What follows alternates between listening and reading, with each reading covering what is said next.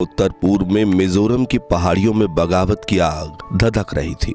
लालटेंगा के नेतृत्व में मिजो नेशनल फ्रंट एक अलग राष्ट्र की मांग कर रहा था। चारों तरफ हिंसा का माहौल था और भारत की एकता को सीधी चुनौती दी जा रही थी।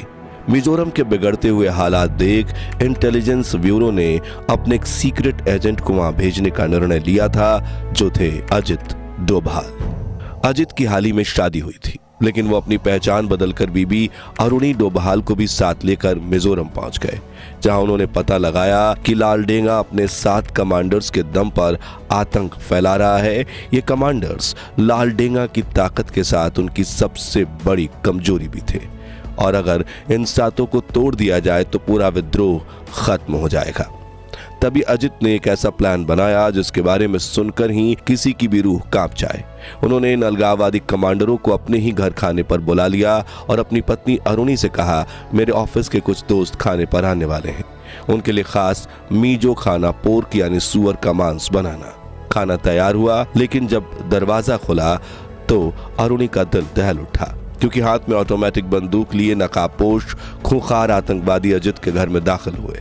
क्योंकि उन्हें अजित पर भरोसा नहीं था, इसलिए वो बंदूक भी साथ लाए थे और घर के बाहर पहरा देने के लिए 1 दर्जन आतंकवादी भी।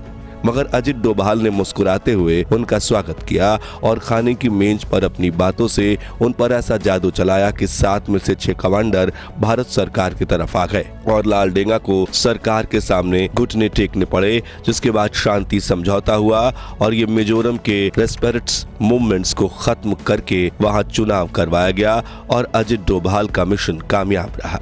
लेकिन ये तो सिर्फ एक मिशन था, असली कहानी अभी बाकी थी।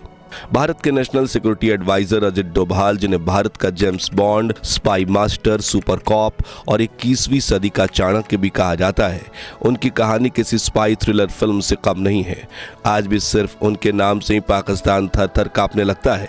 अमेरिका की CIA और रूस की KGB और इजराइल की मोसाद से लेकर दुनिया की हर स्पाई एजेंसी में उनके नाम की तूती बोलती है। अगर किसी दुश्मन देश या आतंकवादी संगठन को पता चल जाए कि उनके सामने भारत की तरफ से अजित डोभाल खड़े हैं, तो जंग की शुरुआत से ही उन्हें हार का डर सताने लगता है। लेकिन क्या आप जानते हैं कि भिखारी बनकर पाकिस्तान गए अजित डोभाल ने कैसे दुश्मन के न्यूक्लियर मिशन का पर्दाफाश कर दिया था? पाकिस्तान में 7 साल पहले के दौरान कैसे वो कई बार पकड़े जाने से बचे थे, और चाहे बात कांधार हाईजैक में आतंकवादियों से निपटने की हो, 2016 की सर्जिकल स्ट्राइक की हो, 2019 की बालाकोट एयर स्ट्राइक की हो या फिर 2025 ऑपरेशन सिंदूर की, भारत के हर सीक्रेट मिशन की जिम्मेदारी अजित डोभाल को ही क्यों दी जाती है?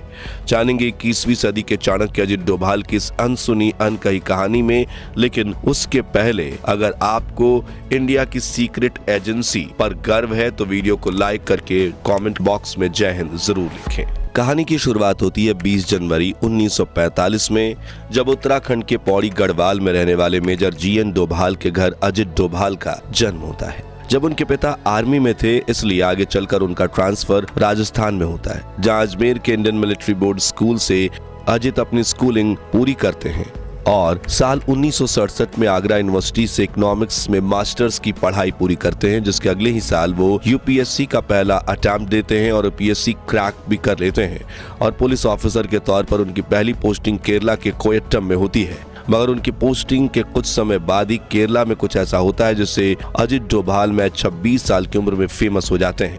दरअसल 28 दिसंबर 1971 के दिन केरला के थालासेरी गांव में हिंदू मुस्लिम के बीच दंगे छिड़ जाते हैं, जो कुछ ही दिनों में इतने हिंसक रूप पकड़ लेते हैं। यहाँ पुलिस भी वहां जाने से डर रही थी। लोग एक दूसरे की दुकानें जला रहे थे, लूटपाट कर रहे थे और दंगे रुकने का नाम ही नहीं ले रहे थे। केंद्र सरकार पर दबाव बढ़ने लगा और गृह मंत्री के करुणाकरण एक ऐसे पुलिस ऑफिसर की तलाश में लग जाते हैं जो इन दंगों को रोक पाए। तभी कुछ सीनियर ऑफिसर अजित डोभाल का नाम सजेस्ट करते हुए कहते हैं कि ये नौजवान किसी से नहीं डरता और बहुत शातिर है। तभी गृह मंत्री इन दंगों को शांत करने की जिम्मेदारी अजित डोभाल को सौंपते हैं और अजित 2 जनवरी के दिन थालासेरी पहुंच जाते हैं, जहां वो कई दिनों तक पूरा इलाका घूमते हुए जानकारी इकट्ठा करते हैं कि आखिर दंगे भड़क क्यों रहे हैं। तब उन्हें पता चलता है कि दोनों कम्युनिटीज द्वारा एक दूसरे का सामान जो लूटा गया है उसको लेकर लोगों में बहुत गुस्सा है। फिर वो इन दोनों कम्युनिटीज के लीडर्स के साथ एक मीटिंग करते हैं जिसमें वो इन्हें एक दूसरे का सामान लौटाकर हाथ मिलाने के लिए राजी कर लेते हैं और दंगे शांत हो जाते हैं। अजित डोभाल ने बिना लाठी चलाए अपनी स्ट्रेटेजिक थिंकिंग से इतनी बड़ी समस्या का हल निकाला था। ऐसे में ये खबर दिल्ली तक पहुंच जाती है और इंटेलिजेंस ब्यूरो ने उन्हें दिल्ली बुलाकर अपनी डायरेक्ट ऑपरेशन विंग में उन्हें शामिल कर दिया और यहीं से शुरू हुआ अजित डोभाल का ग्रेट इंडियन स्पाई बनने का सफर। अब जासूसी की ट्रेनिंग देने के बाद शुरुआत में कुछ समय के लिए कुछ डेस्क वॉक सौंपा जाता है, जिसके बाद जब इंटेलिजेंस ब्यूरो को मिजोरम में अपना एक एजेंट भेजना था तभी अजित खुद वहां जाने का प्रपोजल देते हैं और किस तरह उन्होंने मिजोरम को भारत से अलग होने से बचाया वो किस्सा हमने वीडियो की शुरुआत में सुना और इस उपलब्धि के बाद उन्हें प्रेसिडेंट पुलिस मेडल से नवाजा जाता है। मिजोरम की तरह ही वो सिक्किम में भी एक बड़े मिशन को अंजाम देते हैं। दरअसल उस वक्त सिक्किम इंडियन यूनियन का हिस्सा नहीं बना था। वहां के राजा नामग्याल भारत के साथ मीटिंग तक नहीं करना चाहते थे, लेकिन एक बार फिर अजित डोभाल ने अपनी चाणक्य नीति से सिक्किम को इंडियन यूनियन के साथ सफलता से जोड़ने में कामयाबी हासिल की।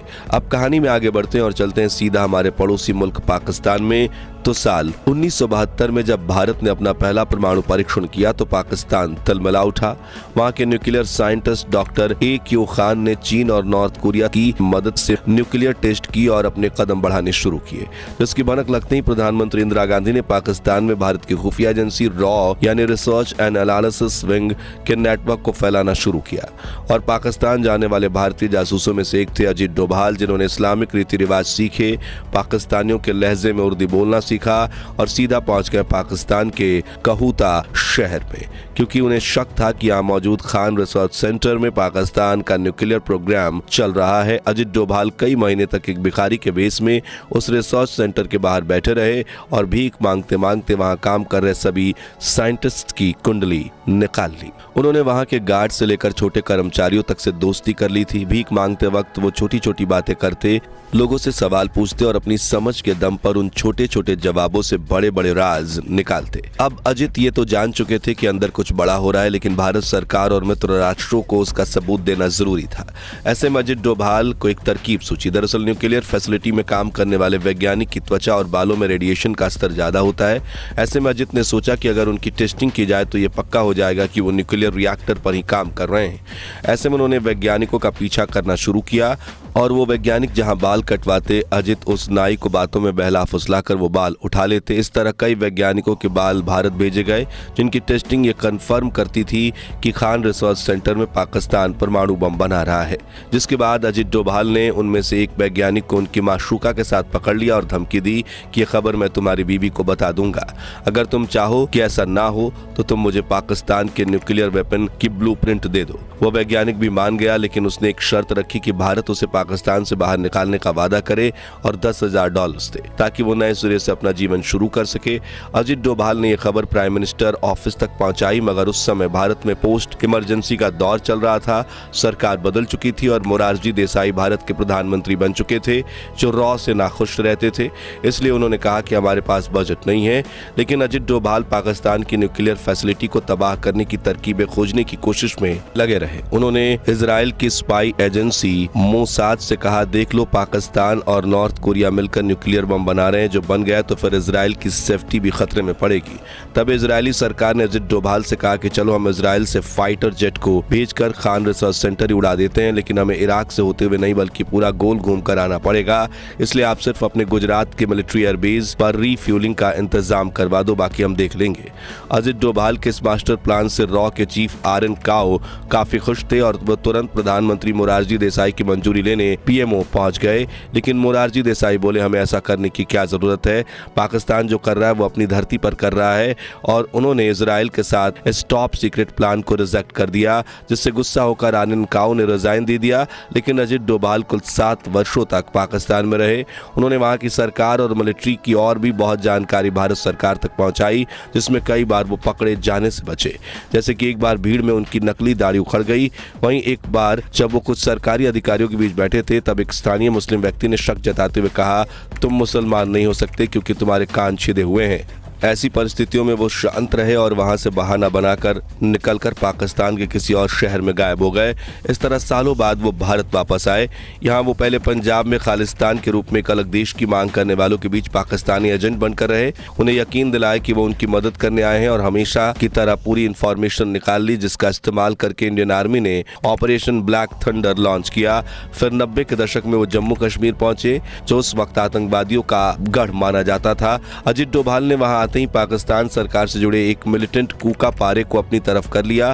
कूका पारे ने पाकिस्तान के खिलाफ भारत की खूब मदद की और खुद ने भी आतंक छोड़ दिया, जिसके बाद 1996 में चुनाव में कूका पारे जम्मू कश्मीर का MLA बन गया। दोस्तों, अजित डोभाल की इन शानदार नेगोशिएशन स्किल्स का एक नमूना हमें कांधार हाईजैक के दौरान भी देखने को मिला था। दरअसल साल 1999 में नेपाल से दिल्ली आ रही इंडियन एयरलाइंस की फ्लाइट IC841 को ISI से जुड़े 5 आतंकवादियों ने हाईजैक कर लिया था। वो चाहते थे कि प्लेन में सवार 176 यात्रियों के बदले पाकिस्तान के 100 आतंकवादियों को भारत रिहा करे और $2 बिलियन भी दे। तभी इस हाईजैक की नेगोशिएशन की जिम्मेदारी अजित डोभाल को सौंपी गई। इसी दौरान उन्होंने अपनी चाणक्य बुद्धि का इस्तेमाल करके बातचीत के दौरान हाईजैकर्स के दिमाग में अपना डर बिठा दिया, जिसके बाद 100 की जगह उन्हें सिर्फ 3 आतंकवादी दिए गए और एक पैसेंजर के अलावा उस फ्लाइट के सभी पैसेंजर्स को सही सलामत रेस्क्यू करके वापस लाया गया। इस तरह 1971 से 1999 तक उन्होंने इंडियन एयरलाइंस की 15 हाईजैकिंग्स में आतंकवादियों के साथ नेगोशिएशन की थी या फिर क्या करना उसका प्लान बताया था। आगे चलकर 2004 में वो इंटेलिजेंस ब्यूरो के डायरेक्टर बने और 2005 में 30 साल के जासूसी करियर के बाद उन्होंने रिटायरमेंट ले ली, जिसके बाद अगले 9 सालों तक उन्होंने नेशनल सिक्योरिटी को लेकर कई सेक्टर्स में काम किया। मगर फिर 2014 में जैसे ही भाजपा की सरकार बनी, तभी प्रधानमंत्री बनते ही नरेंद्र मोदी ने अजित डोभाल को भारत का 5वां नेशनल सिक्योरिटी एडवाइजर बना लिया। इसके बाद जो हुआ वो इतिहास में सुनहरे अक्षरों में दर्ज है। 2016 की सर्जिकल स्ट्राइक, 2019 की बालकोट एयर स्ट्राइक और 2025 की टॉप सीक्रेट मिशन ऑपरेशन सिंदूर, इन सभी के पीछे जो दिमाग था वो एक ही था, अजित डोभाल का। कहा जाता है कि प्रधानमंत्री नरेंद्र मोदी भी डोभाल साहब की सलाह के बिना कोई बड़ा कदम नहीं उठाते और पाकिस्तान वो तो सिर्फ अजित डोभाल का नाम सुनते ही कांप उठता है। तो दोस्तों, आपको नए भारत के चाणक्य कहे जाने वाले श्री अजित डोभाल के जीवन की ये रोमांचक कहानियां कैसी लगी, कमेंट्स में बताइए।